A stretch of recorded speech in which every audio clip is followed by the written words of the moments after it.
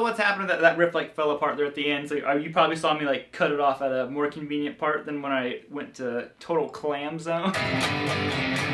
But what's happening, everybody? Welcome back, another lesson video. Hope you're all doing great. It's Monday. Well, I don't know if it's Monday when you're watching this, but it's Monday right now. And I want to show you something that I did in a previous lesson that a lot of people really liked. And I was like, you know, now that I think about it, I really don't see a lot of people doing this that much anymore. It's kind of like a forgotten little technique. And I was like, well, there's all kinds of, I got this from guys like Billy Gibbons. Actually, Richie Kotzen was a really big guy that I saw doing this, that I kind of stole it from him as well. And thought, let's kind of hone in on it a little bit. Now, I don't know if there'll be tabs for this lesson. You know what? Just decided there will be tabs. Boom! Link down below in the description. Hey, everybody. Me again, here from the future. Real quick before we get going with the lesson, don't forget you can enter the Traveler Guitar giveaway. That is going to end on Thursday, Christmas Eve. We're going to announce the winner of it. So make sure you enter that giveaway. And then we have another guitar giveaway, hopefully starting on Sunday. So back to the video. And we're just going to jump on into this one. We're talking about utilizing these open strings inside of our scales with fretted notes. If you don't know what I'm talking about, let's get it, yo. Come on. Okay, so we'll work out of one, maybe two keys, maybe three keys. Who knows? You know what? We're just going to kind of wing it today. And the first thing I'm going to talk about is the key of G. Now, I love the key of G because, well, obviously, the G note in the key of G would be a great note to play. It's your root note. And really the first person I ever saw doing this kind of idea was, like I said, Billy Gibbons. I can't even think of the riff now because I was doing like my own version of it, but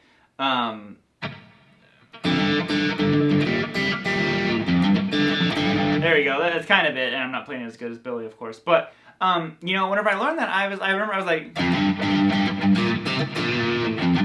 what is he doing there? And then like I really listened, and I'm like, well, it almost sounds like there's two strings there, but he's not going. Then I realized that he was playing the G open. And I'm like, oh, that really makes sense because he's out of the key of G, so obviously that note's gonna. Well, actually, so he starts out, he's playing the D string open, which inside of the key of G, right there, it's just your fifth, and then he goes to the G. And you'll see the Rev doing this kind of stuff all over the place. But really what it made me do is I started realizing, oh, well, inside of my scale, anytime I'm playing a note that is also an open string, well, I can use that as an open, and you can either like thicken up a phrase or kind of like do some Angus Young style pull-offs, or there's all kinds of stuff. Like Eddie Van Halen did it all the time. So out of the key of G, let's kind of like go through our pentatonic scale. We're going to stick in pentatonics right now. You can get more open strings if you utilize your major and minor scales, but for now, so we start out G. All right, boom, G. Okay, so we can play an open G if we want. That A sharp, B flat, not so much. C, nope, don't have a C string. D, okay, so now we know that open D is gonna work. F, last time I checked, there was no F string. Back to G, and then that's kind of it. That's our pentatonic scale, okay? So we know that we have two notes that we can use open. So we could use an open G pretty much anytime we want, and the open D works out really good because it's just your fifth. So, you can't lose with that. Okay, so let's kind of like do a riff here.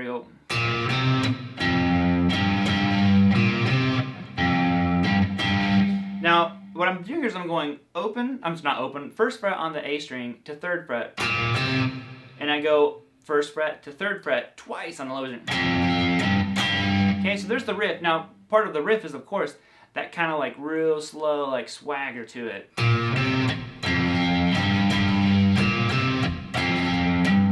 Which riff sounds fine on its own, but I'm just kind of like, I want it to be a little bit more beefy. Like I said, thicken up the riff a little bit. Well, let's try incorporating. Now, to do this, you're going to have to get used to, if you're not already used to it, what's called hybrid picking, where you're using your pick, but also your fingers to pluck other strings. So, and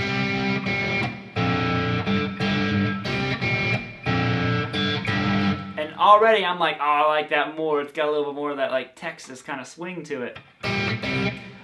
So what I'm doing is, on the A string, when I'm doing the 1-3, I'm also playing open G at the same time. So if you're, like I said, if you're not used to this technique, it can be a little bit tricky. I recommend just sitting there and trying to do 2 notes at the same time. Just something like that, because like I said, it's a whole new technique if you're not familiar with it. But what I'm doing is I do that with the open G. Okay, so I go 1-3, 1. Now when I go to the low E string, I play 1 on the low E and 3 twice on the low E, but I accompany it with the open G, D. Okay, so we have.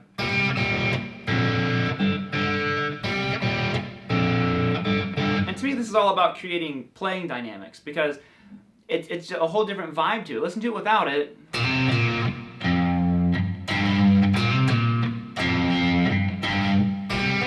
Oh, hold on.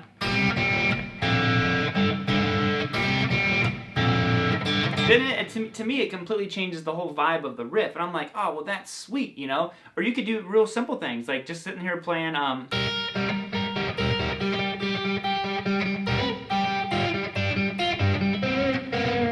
you know, I'm just kind of pelling on that open G, and just messing around my pentatonic. That could be the intro.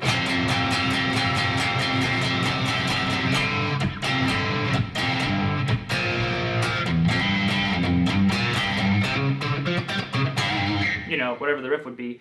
So there's one idea right there. Like I said, just sit there with that G and then be like, okay, well, I'm going to try to throw in this open G and open D when I'm messing around. Because you can even do the open D on the first one.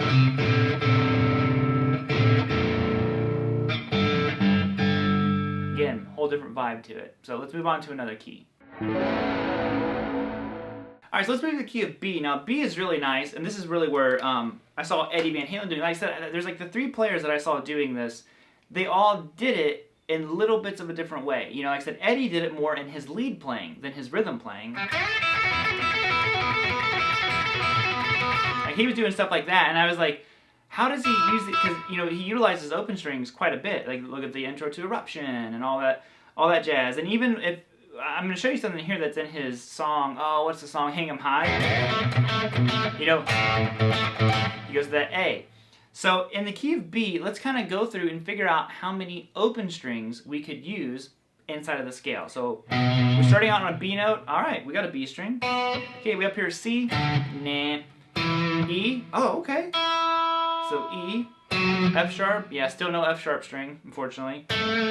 Well, here's an A. Okay, so we know we have an A. So right now, we can use 4 of our 6 open strings. So we have 2 E's, then the B, and the A. So only thing we're really missing is a D and a G. So let's kind of see what else we got here. Oh, no, that's it. We're out.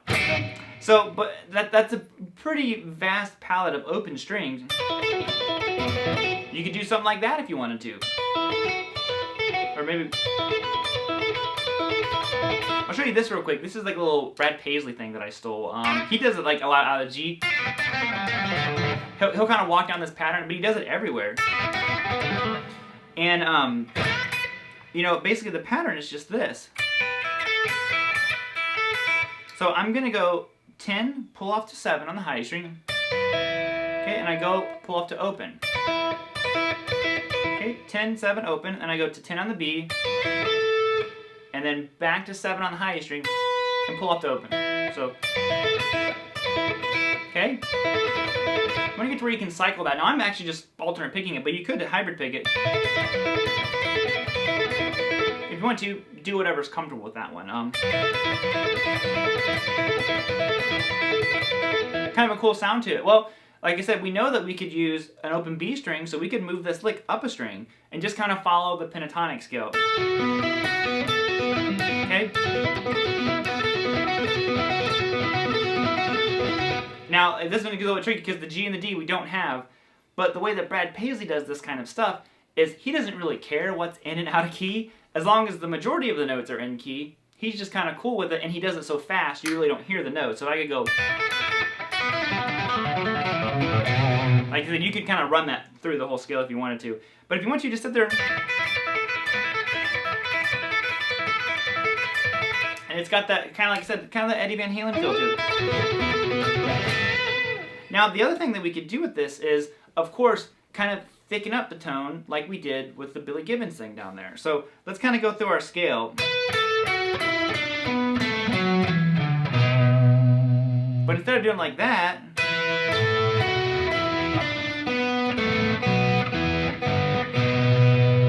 whole different feel to it. And I love that because this is, you know, like I said, it changed it from kind of like a lick to a riff almost. So what I'm doing here is I'm just kind of moving from box 2 into box 1. And let's kind of figure out our notes first, and then I'll throw in all the open strings. So I'm going to go 12 to 10 on the B, now that's out of box 2. Then 11, 9, 7 on the G. Okay, now we walked our way into box 1. On the D string, you're going to go 9 to 7. On the A, 9 to 7. And then on the low E string, 10 to 9. Or sorry, 10 to 7. Okay, so on its own, that's okay. It's just kind of, it's very like straight through the scale, which is not my favorite thing. But as soon as you start incorporating these other notes, you get these intervals between all these fretted notes and then the open string. So what I did was I played the open high E string with all the notes I played on the B string. You know, because obviously we can't play an open B and a fretted B string note at the same time. So I did it like this. I went, okay, and we know we have an E note in there.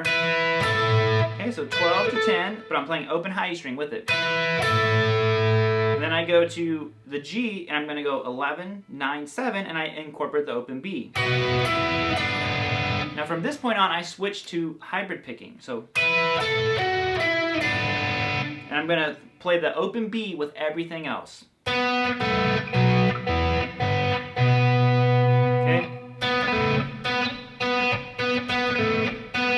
You kind of can't help but start coming with riffs, you know?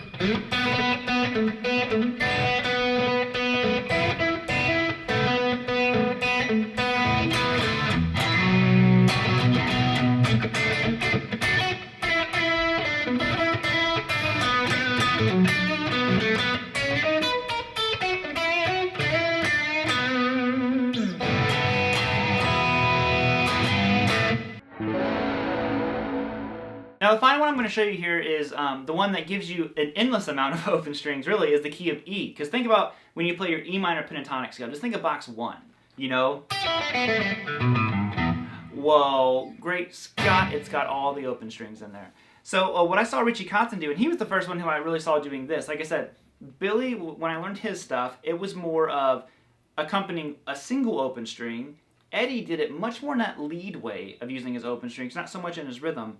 But then I saw Richie Kotzen. He has this song, oddly enough, I'm from Ohio, and he has a song called Ohio on his Slow album, I think it is. And I heard him doing this where he was like,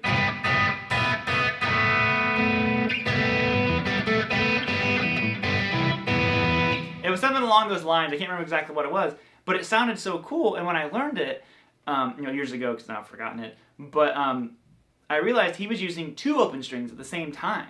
You know, when he was doing this pentatonic, you know, just think box 3 of your pentatonic scale. He was using,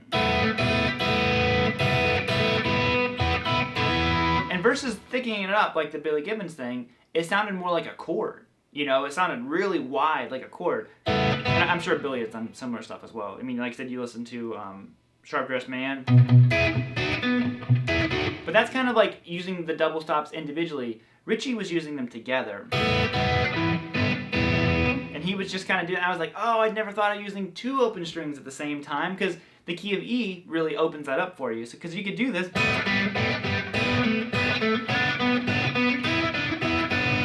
Kind of go through your scale. I would just kind of go stuff like this. Like I said, I'm going to go.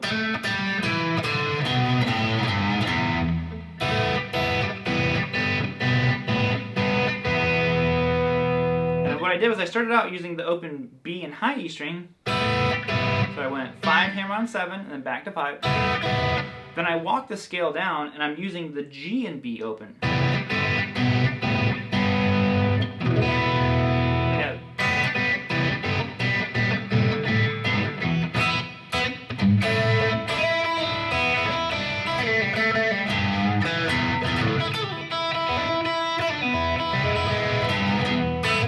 There you have it. said, it's so fun. Once you really get used to, like, you kind of just, you can't help but see it when you're doing this stuff, and then you can do it way up here too. You know, you have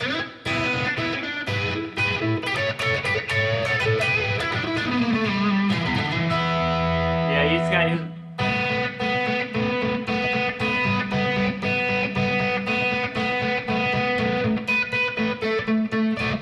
And so on.